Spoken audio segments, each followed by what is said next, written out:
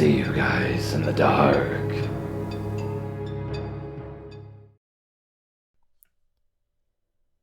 When I was in 5th to 6th grade, I lived in a small town in a very tiny town with just my mom. We had a family living next to us whose house and yard were trashy. I mean broken down cars and piles of garbage. Weeds taller than your knees. Dogs chained up everywhere. House was falling apart. You get the picture. The household consisted of a middle-aged woman who looked pretty average, besides the fact that she always looked tired and run down. A middle-aged man who had long matted hair, a scarred face, wore dirty and disheveled clothing, and walked with a cane.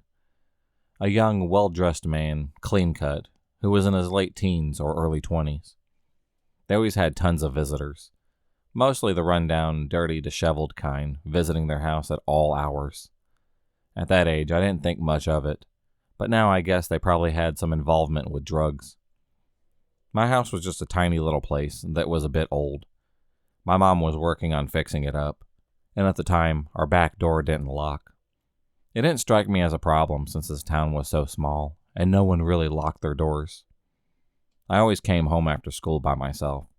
My mom was a single mother, and I didn't have any siblings. I'd been coming home by myself for a year before we moved into this house, so it was nothing new to me. My mom asked me to call when I got home from school, do homework and chores, and not go out until she came home. Easy enough. I was a good kid who followed all the rules. So after living there a few months, and things being just fine, one day someone knocked at the back door when I was home alone, assuming it was just a family member, because no one else ever came over. I went to answer the door. That's when I saw that it was the dirty, disheveled, creepy man from next door. I stopped and turned to walk back to my bedroom without answering the door, because I was not supposed to answer it when I was home alone, unless it was someone in my family. Well, he saw me, knocked twice as hard, a frantic kind of pounding. He went on like that for a few minutes, and while I was on the phone telling my mom about it, he stopped. About half an hour later, he started up again. I didn't even get up to look. I hid in my closet and called my mom yet again. She called my grandfather to come over from his house down the road and find out what was going on, but by the time he got to my house, the neighbor had left again. That must have been a Friday, because my mom was home the next day when he came back in the middle of the day. Her car was at the mechanic, so it looked like she wasn't home. He started pounding on the door. I went to the door and saw that it was him. I called to my mom, and he immediately left. She was tired of this entire thing because I would not stop worrying about it, and went out the door after him to ask what he wanted. When she came back, she told me that he had found a kitten and wanted to know if I wanted it. How this didn't seem weird to her, I'll never know. I said yes, I did. She told me that the next time he came over to accept the kitten and not worry about it anymore. She had a habit of claiming that I was overreacting to basically everything, despite being an otherwise amazing mom. So I listened to her. He came over again on a school day when I was home alone, and I answered the door and accepted the kitten. I said thanks and went to close the door, but he stuck his cane in the way so the door wouldn't close. When I looked at him shocked, he said that he noticed our lock was broken and that he would fix it for us. I told him that I'd ask my mom, and he left. Being a kid, I forgot to mention it to her. He came back a few days later when I was again home from school alone, knocked, and when I didn't come to the door, he just came in the house. I recognized the limping thud of his walk, and I hid myself in the closet in my bedroom because by this point, I had been getting a scary vibe from him for a while, and despite my mother telling me everything was fine, I was plain scared of this man. He thumped around a bit, never calling out to see if anyone was home, and apparently finding nothing, he left. It was at that point that I called my mom at work again, hysterical. She decided to fix the door because I was clearly panicked. He never came over again. I have no idea why. He just didn't. We moved again a year later, and I tried not to think about it too much, though I would occasionally see him walking around town. Apparently at some point while I was in college, they cleaned up their yard. He got a haircut, and they somehow managed to become a foster parent. Not long after I saw a picture of him in the local newspaper on Facebook. He He was being charged with sexual abuse of both of his foster children, child pornography, drugs, and weapon charges. All kinds of bad stuff. Apparently, the younger man who lived with him was being charged as well, and later his wife was charged with check fraud. I showed it to my then husband, who also grew up in that small town, and he told me a story of his father once catching the man looking into his little sister's bedroom window. His dad apparently threatened him if he was ever caught on their property again. So, to the pedo neighbor from my childhood, let's not meet again, please.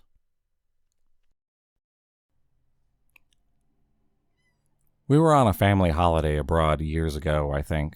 I was probably about 14 at the time. My sisters were 16 at the time, and the toddler was our cousin. She was about maybe 2 years old, maybe a little bit older. So we headed out during the evening to have dinner, and just after that, we'll walk through the towns, maybe shop at a few bars for drinks. As we were walking through this town, a man who I say was badly dressed as a clown approached my sister. Bear in mind, my sister is afraid of clowns, no matter how good or badly dressed they are. She was carrying our cousin on her hip, and the clown looked at our cousin and said hello to her, making her laugh as clowns do. My sister, on the other hand, just froze. I was standing by watching this happen, kind of laughing at the fact my sister was crapping herself. And the next thing, without asking or anything, he takes my cousin from my sister. And then, of course, I thought, whoa, yo. I shouted over to my parents and my aunt and uncle. My dad comes over and says, "Hey, what do you think that you're doing with my niece?" as he was trying to get her back out of his arms. But when he tried to get her, the clown would just turn away or push my dad back. The clown says, "I thought that you would like to take a photo. Do you not want to take a photo?" My aunt comes over, but scared out of her mind, thinking that clown's trying to kidnap her daughter. We all just gather around the clown, trying to pry my cousin from his clown arms, but every time he just kept pulling away or pushing us back. Then next thing my dad had enough, he approached the clown and said, "Let go of my niece right now," grabbing him by the neck. In the end, he put her down, and my dad picks her up and hands her to my sister-in-law.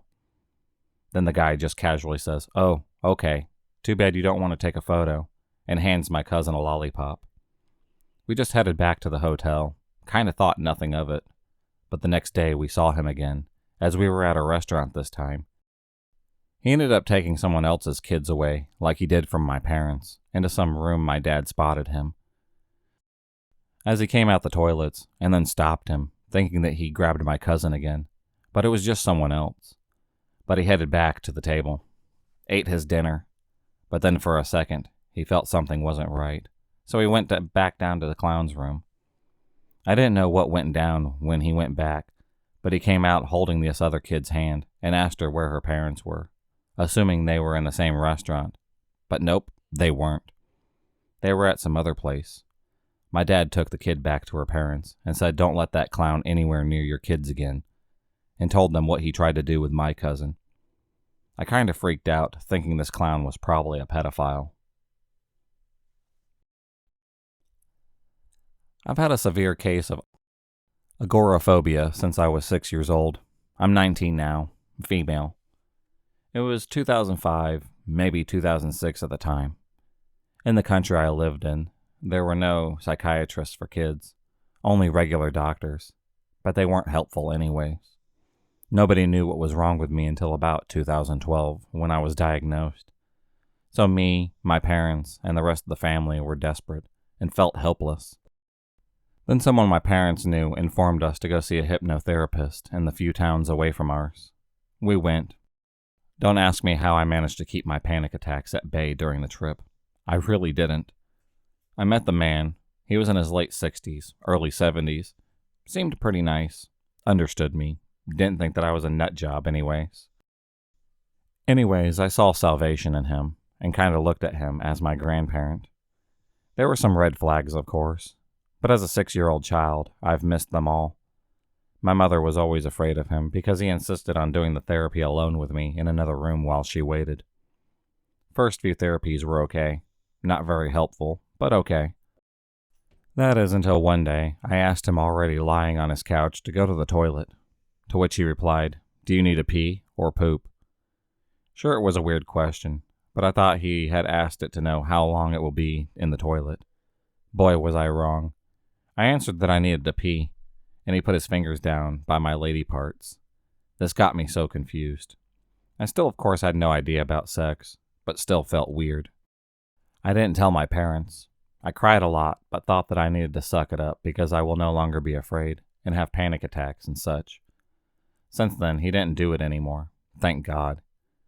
He called my parents on a regular basis when we came home, asking them to let me go on a vacation with him, which of course they politely declined. A few years after, he is arrested for child pornography and have raped a few boys. It all clicked in my head, and I told my parents everything. We went to the police, gave statements, and that was it.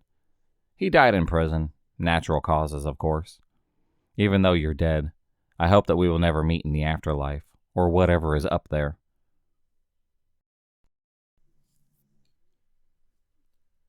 For reference, this is an open letter. I'd like to scream this all to the world, but you look so content and normal in all your recent pictures, and you probably wouldn't remember me. You dated my older sister some years ago. She was 19 and had just entered the world of online dating. Her type was always the same, older men who seemed loyal and clever to her, and boring and emotionally stunted to me. I was right about most of them. I was 15, and as inexperienced as a 15-year-old could possibly be, I hadn't had my first kiss or first date, or even my first invitation to dance. I didn't know what my sexuality was. My sister was always much more certain about those things. She knew what she wanted and went after it, but cautiously. So after your first couple of dates together, she asked me to friend you on Facebook and decide whether I approved. I had read enough about psychology for people to trust my judgment. You were 30 and your daughter was 6. I remember thinking about how much closer I was to her age than yours. My sister bought her a tiara on her birthday. You had a house and an IT job and a Facebook full of pictures of your cheerleader-type ex-girlfriend. My sister was insecure about all of those. I used to want to be a profiler. You were the best profile I've ever talked to. You knew my deepest insecurities about hardly a day of conversation. You could guess things that I've never said to anyone. You knew exactly what to say to keep me engaged despite what I was feeling. I was predictable back then, I suppose. You took my thoughts seriously, and it was amazing. We had such incredible discussions about the origins of life. Maybe this is why I figured you thought we were on the same mental level. But you were immature sometimes. There were ASCII dicks, of course. You asked my phone number like I would be granting an unimaginable honor by sharing it. It worked. You then sent me a picture of a pepperoni pizza. I didn't open it for hours because you alluded to sending something else, and then expected my gratitude for not sending something naughty. You said that your desires would send you to hell, though they were only thoughts, for now. I can still picture the moment that you sent that message. I was sitting on the kitchen counter, swinging my legs, and waiting for my phone to charge so that I could take it off the wall. It was after dinner, around 8 p.m. on a February weekend. I believe I had white jeans on. I definitely remember fuzzy blue slippers. They slipped off my feet as I ran upstairs in a panic to pray until the revulsion went away. It didn't. It took a few more things to make me finally cut you off for good. You told me what you imagined I'd be like in bed. Far from accurate, if you care. You asked for a cute picture with my stomach showing. At the time, I had no idea why I was so uncomfortable. It wasn't explicitly sexual, and of course, it wouldn't go that way, I thought. It took me years to realize I wasn't overreacting from inexperience. Thank you for the doubt. Go fuck yourself, and don't think of me during it. My sister's relationship with you never got serious enough to tell the rest of our family about. A couple months later, she broke up with you. She said you were beginning to creep her out. I agreed without elaboration. I'm sure you don't remember each other anymore. You probably don't remember me either. Thank goodness. You wouldn't like what I've grown into. You might have to wish I didn't remember you. So for your sake, I don't want to see you again. If you enjoyed this video, please subscribe, like, and hit the bell for notifications on future videos and become a stalker of the night. And I'll see you next time.